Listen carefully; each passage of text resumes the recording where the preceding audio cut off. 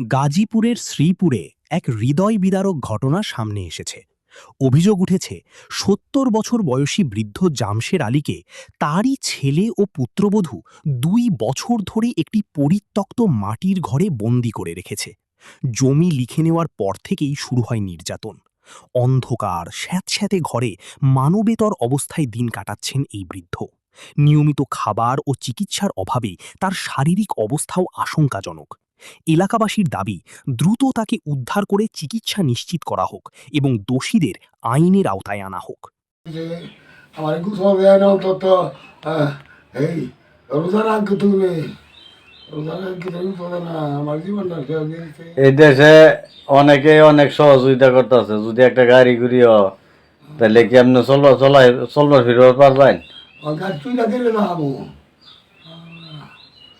গাছ তুলে দিলে না আমো না, ওই যে গাড়ি, ছোট গাড়ি আছে, ধাক্কায় হালকা হালকায় চলুন তা।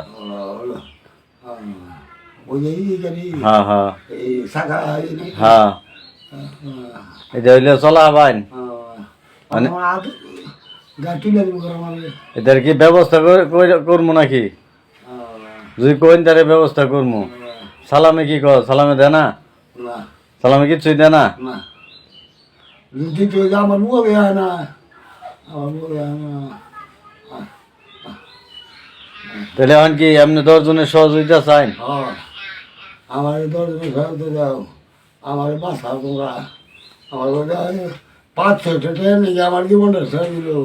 500 টাকা ছাড়া দিল ওরা, আমি তোর হাঁটতাম। আমার বাসে যদি আমার খাবার না দিত তাহলে আমি মহিলা খালি থাকতাম কবে। 500-600 টাকা হইলে স্যালাইন হইলে চলবার পারবেন? 500 টাকা ছাড়া বললে পরে আমি হ্যাঁ তো যেতে হাঁটছিলাম তো তাই পেয়েছিলাম গা। আচ্ছা, তো এটার ব্যবস্থা আমি করে দিতেছি। আর আপনার লেগে একটু চিন্তা ভাবনা করতেছি, আপনি ধৈর্য ধরুন। এই ঘরে পরে আমি স্যারের বলে তুমি উঠানে উঠানে বলতো তুমি উঠানে না বললে আবার স্যারের যাওয়া তো আবার খুলবো।